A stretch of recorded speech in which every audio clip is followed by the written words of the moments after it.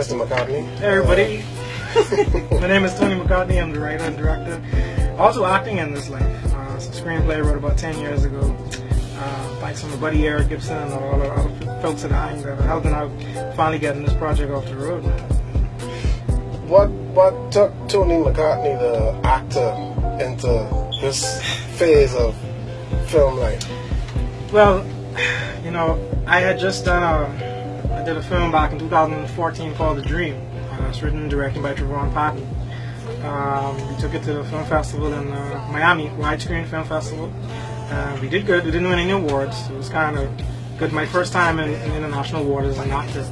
Came back home and it was like the whole life just switched. The momentum just switched. I was out of work for months and months, you know, about 8 months. You know. It's like, you know, I got to start the new year off with something. And I just started. An idea popped in my head while I started my own company. You know, never had the funding and. Just recently paid off some debt, so I was free to venture in that part of my career starting this company. So that's the production side, the mechanics. Every movie though starts with a simple idea, a simple story. What inspired the story this like? Oh man, back in 2007 I just started a new branch. I'm working to, you know, the bank I'm working to. Not gonna mention. Anyway, so yeah, this bank is, I've been working out for 10, 12 years to pay the bills, you know, something to keep me busy. And I met some guys, the new branch I'm working to, cool guys, man. We just live this life. I met a friend of mine, he's just introduced me to this off-the-wall lifestyle, you know, with champagne and limos and stuff like that. And the idea just popped in my head one night. Go ahead. Alright, so basically I want you to get comfortable, so I'm just going to be chilling out, playing on your phone probably. And I can have a phone or something set up in here, you can just answer it. It's going to be me. Call and talk to you, and be like, it's Robert or somebody, whatever, and give the phone in. Okay? Okay. Is this, I was asking you. You're going to call for him from in here. Okay. You can say, what? Okay. And you say, somebody on the phone with you, Robert, somebody like that. Alright? Got it. Okay. So walk me through as quickly as you can, the main characters and what's driving them in the story this life. Well, we've got main character Robert, which I play. Main character. Grows up in the inner city, you know. Father left his mother, they had a fight, he threw bleach in her eyes, she's blind for life, and now he's stuck with taking care of her. You know, he's working full-time job between college and school, just trying to get bills paid and take care of her, and she's bedridden. You know, it's a frustrating life that he grows up in. One day he gets fired, and that's where it all begins. And the day that he got fired, he found out that, you know, there's a drug dealer out there that was watching him this whole time, and he uses this opportunity to introduce him to this lifestyle and get him on board. And that's where it comes into play, and he gets his friends involved. Unfortunately, they agree, and, you know, it all goes downhill from there. You know, just wanted to show people that, you know, the desperation. The level of desperation can come sometimes before human nature. All right. That's about it. Yeah. That's what we want. All right. Yeah. Ready? Short chance. In a minute. And then 3. Yeah. So the Ricardo Chase is the name of the drug dealer that Robert starts working for. Robert Campbell, who I play. Really, I wanted to base Ricardo. He's the scummiest character ever. You know, you see those characters in gangster films, the drug dealer, the head kingpin. But I wanted this guy to have an extra flair to it. I'm not gonna let the cat out of the bag now. It's a surprise for when it arrives and the film is finished. But I wanted to add a new dimension not seen in gangster films, but it's not really heavily portrayed. This adds a different layer to the character. We're definitely gonna enjoy this character when you see him. It's the most deadliest, you know, scum of the earth, vile character you'll ever meet. Alright.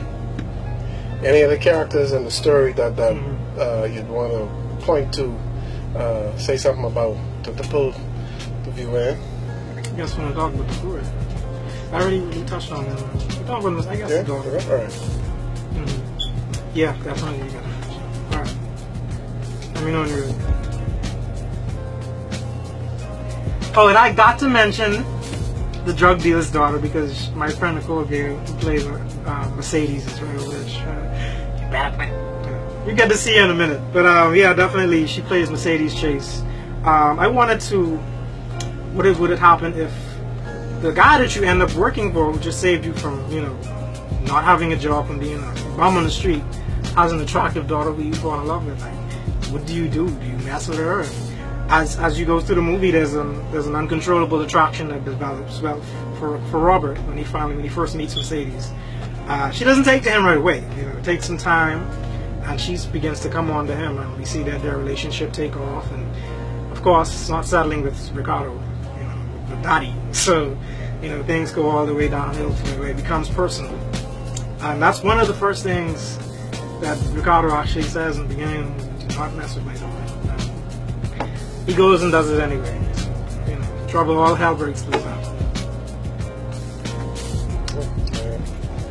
Okay, speaking with Nicole, tell me, explain to me the character you're playing, and what the character gets up to. Okay, well, my name is Nicole Denise Musgrove Gator, and I play the character of Mercedes Chase. She is the daughter of the drug dealer. I've dubbed him the Kingpin, but the drug dealer who basically, he's a ruthless individual.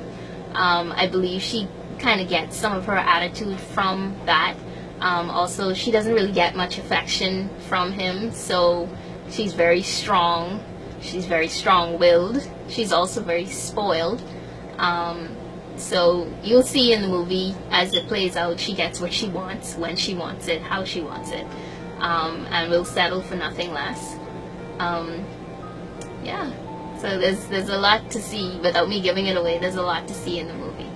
Let's talk about Nicole for a couple of quick seconds. Been a while since we spoke. Yes.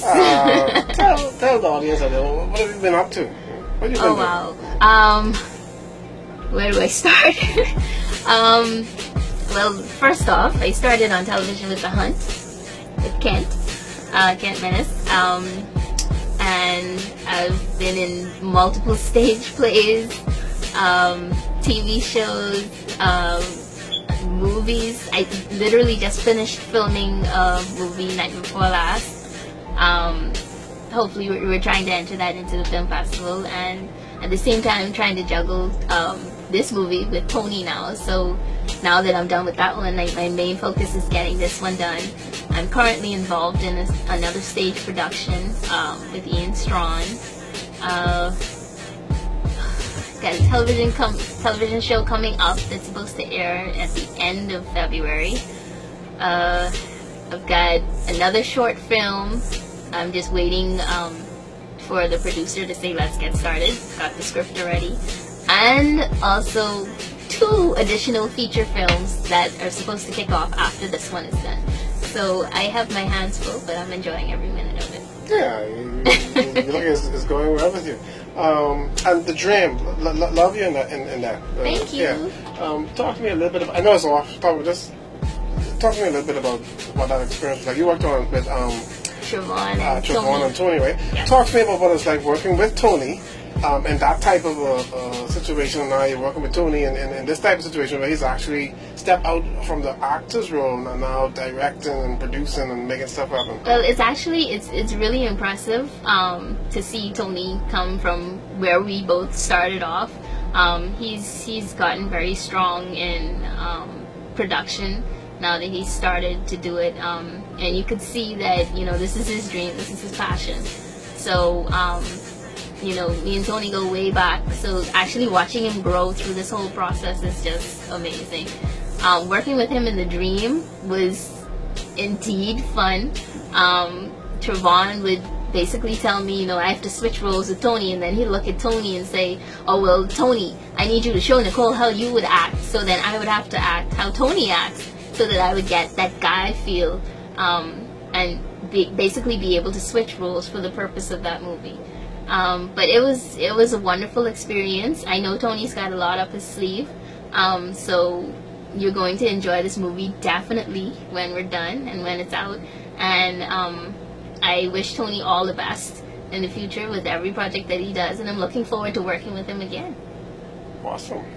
Cameras. Waiting on the roll. Cameras rolling and action.